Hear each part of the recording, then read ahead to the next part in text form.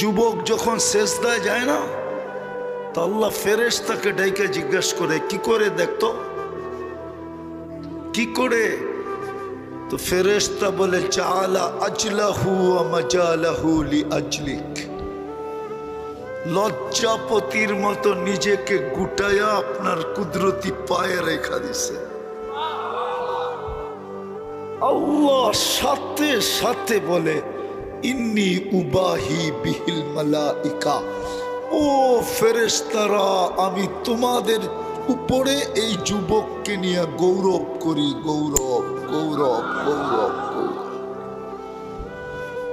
দ্বিতীয়টা শুনবা, আল্লাহ বলে, হাদা আবদি হাক্কা, এই যুবক আমার পারফেক্ট বান্দা। যখন যুবক মনের ভিতর থেকে, মনের থেকে সেজদার তসবিহ পড়ে না, সুবহান বলে যখন চিৎকার দেয়, সুবহান, আল্লাহ তুই পবিত্র। আল্লাহ বলে, আমাকে পবিত্র বললি, সেজদার থেকে উঠার আগে তোকে পবিত্র করলে দিলাম।